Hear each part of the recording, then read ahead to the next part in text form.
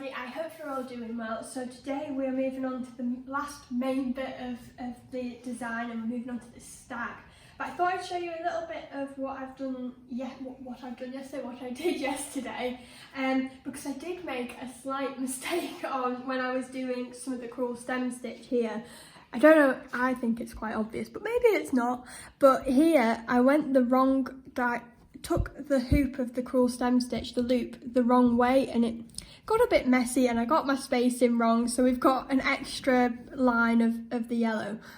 But it's not as bad as I thought it was. My mistake was I was doing it when I was too tired and I wasn't concentrating properly.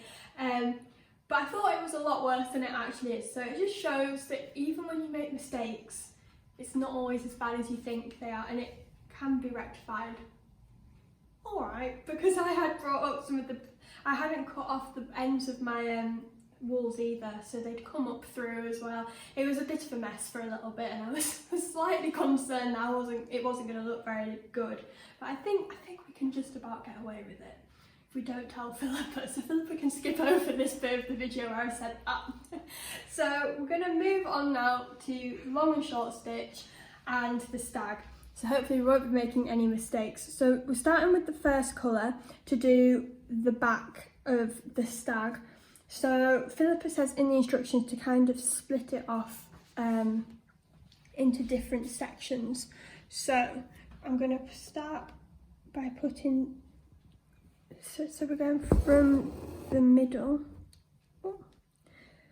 to the outward. And we're going to work up to around here.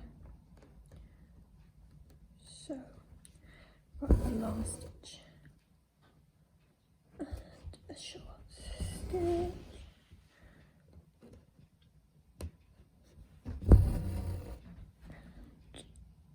a long stitch.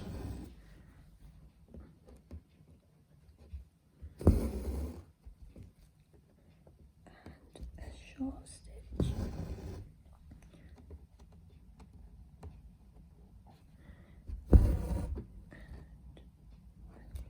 long stitch,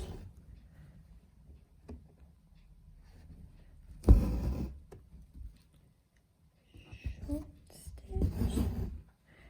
I'm just making sure as I go along, not to make sure that I'm going over the blue line as well, because that's something I can forget sometimes. So do a short stitch.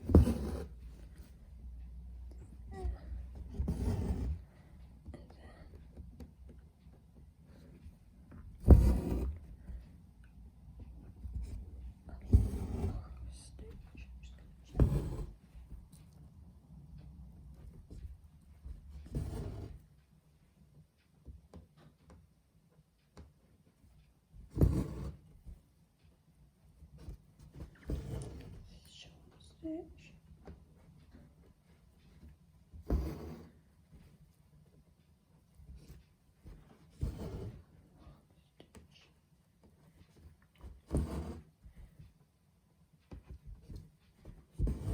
Short stitch and then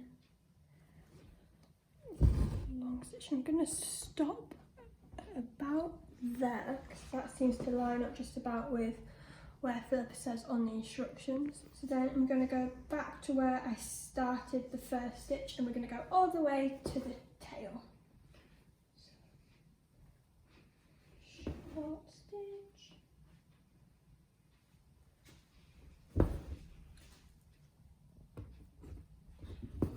Long stitch.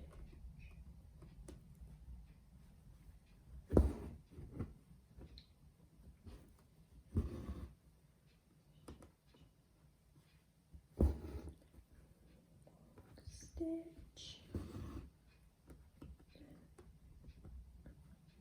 Wasn't a very long stitch.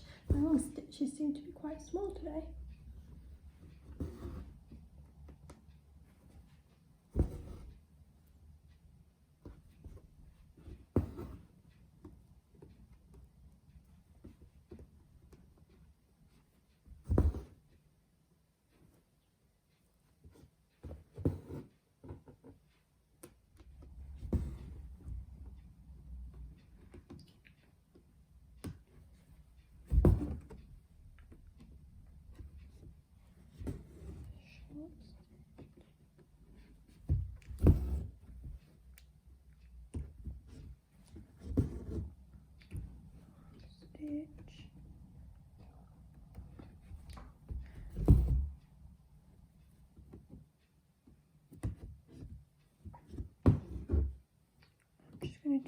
little seeding stitch here as my thread's about to run out and I can feel it might not make that last long stitch. So I'm going to change my thread and finish the tail, and I'll come back to you when we will move on. So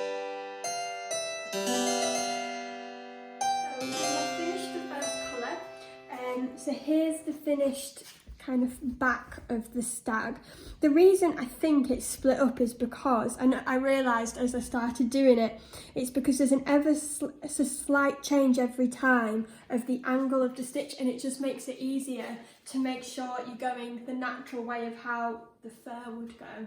So that's why it's important to split it into each kind of segment, which Phillip says. So I'm really happy with how that first colour has come. So tomorrow we're going to move on to the second colour. Now we'll just go to the instructions. So we'll be doing more of the neck on the stag and the main body. So that's what we're going to be doing tomorrow. So I will see you tomorrow.